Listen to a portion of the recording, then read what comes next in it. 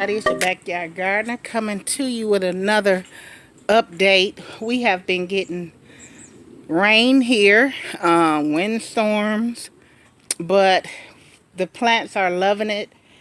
It's just that right amount of rain where it's not too much, where it's starting to powdery mildew things. So I'm thankful for that.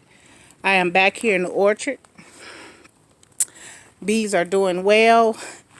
I've moved my how to garden mulberry back into the orchard, and I've moved my dwarf mulberry back into the orchard.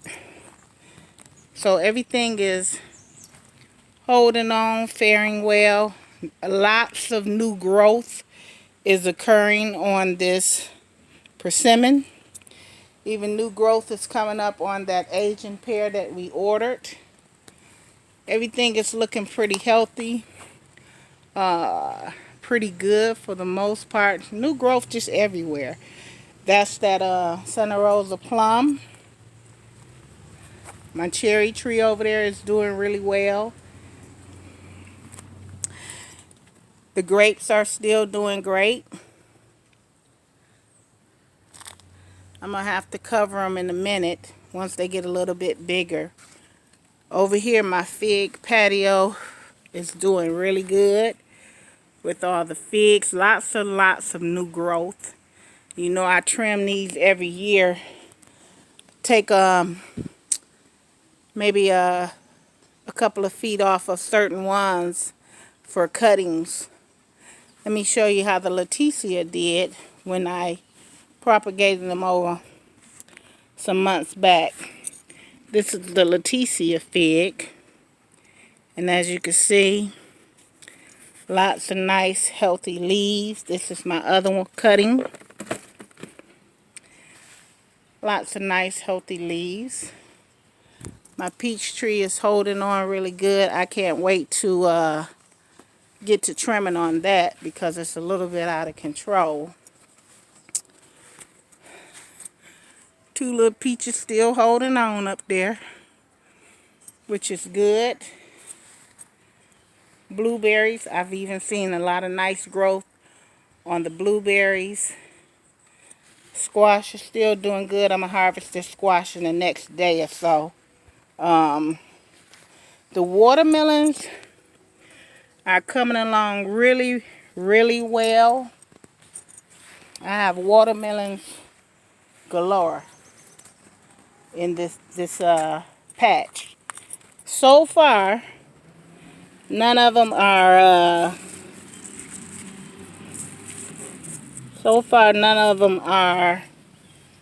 bust or jammed between the gate. So I think we did pretty good this year with that. I just turned that one because, you know, when you sit them on the bottom, it gets yellow. I normally put a piece of cardboard up under them. There's one back there as well. There's a couple of more in here. Thing about watermelons is like, by it being so many vines, you have to kind of find them. I am starting to see a little discoloration in some of the leaves, so I'm going to have to figure out what that's about, because I don't want that to continue. So I might need to give it a nice little foliar feed. And sweet potatoes, just vines galore. Really good. They're doing really well. I figured out what I had put in this container. It was actually beets. Some of them germinated, some of them didn't. Over here this year, you know, I tried the Marky Moore. Oh my gosh, I gotta get a Marky Moore, the Marky Moore cucumbers. I normally do straight 8s, and I'm seeing an abundance of ants everywhere. We got cucumbers under here. We got some more starting out. Bunch of flowers that need to be pollinated. But these ants is freaking me out, so I'm going to have to take care of that ASAP. everything else is doing pretty good. Tomatoes are definitely putting on. Even my damaged one right there, it's still doing good. Let me go around, give you a better look.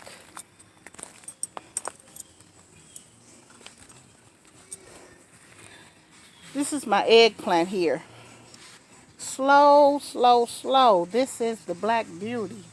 And I mean, when I tell you slow, this thing should have produced some eggplant. And I grew these from seed and gave some away. And the people I gave them away to have already harvested some of the eggplant. So, no. Lots of tomatoes. It's my better boy. I'm not sure what this is. I think this is the Cherokee Purple. And Mortgage Lifter. Lots of tomatoes coming in. I've trimmed a lot of these suckers off. This is my new raspberry. It's coming along pretty good. Heritage. Bell peppers are doing its thing. Looking really, really good. Putting on more bells. After I took that one big one off, that gave it more energy to focus on the rest. And look how many it popped out. That's why sometimes you gotta take some of that fruit off so it can focus on the rest. This is my let's see what it is. Ghost pepper. And I'm finally get peppers on here. That's my reaper back there. And this is another bale.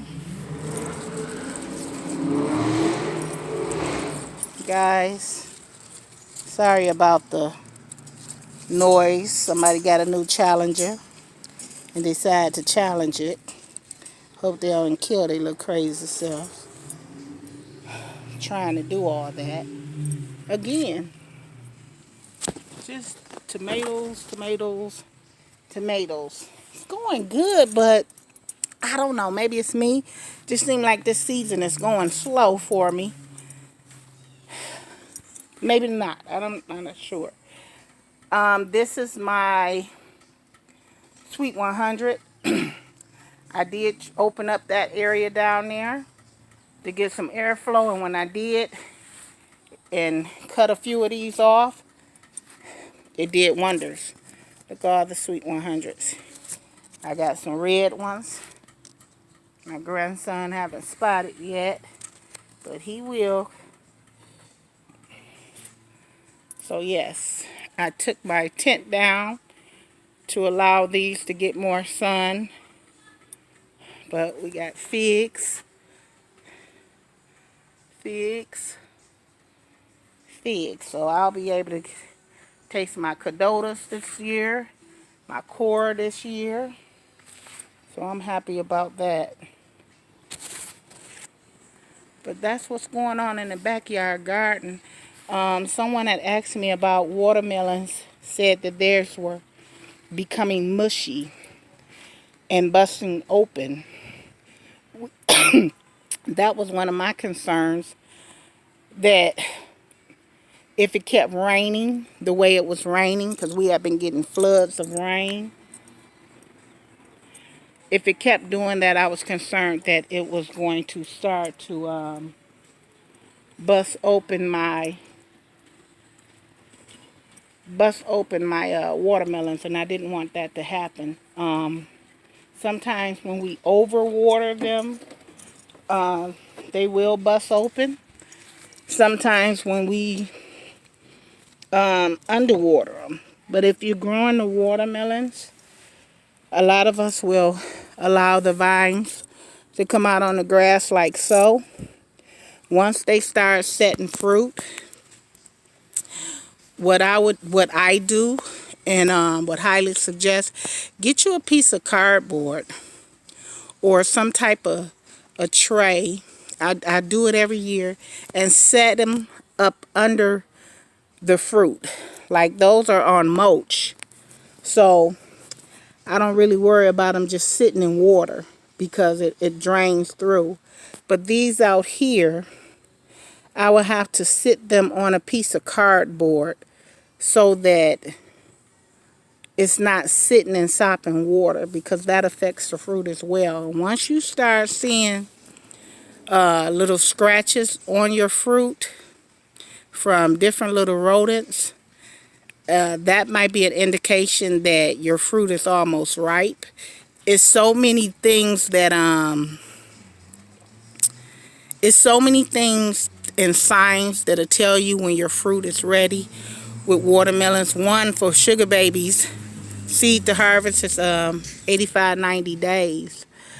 We can't always go by the closest tentacle. Sometimes we got to lift them up and see if it has that nice, juicy, hollow feel. It's no right or wrong way, but there is a way to tell. So just, be encouraged and keep an eye on them. I have to come up, and sometimes I rotate them a little bit if I can, where you have that brown spot or yellow spot on the bottom from it sitting. That also helps as well. But that's just a little, the best tip that I can give you as far as when to pick your melons. It should be, I'm looking at these and feeling on these, and I'm thinking maybe about another week I should be harvesting some of them. Not all, because everything doesn't fruit at the same time, but harvesting some of them. Definitely about to harvest this bed here of squash, this pot of squash. I'm going to harvest that. I'm going to clean that out, and I'm going to put another one in there. Just one plant for my fall garden. So, yep, it's time to start thinking about what you're going to grow this fall, so that we will be ready and we'll have a consistent harvest. But to everyone out there, stay encouraged. Keep going, keep growing, and happy gardening, everybody.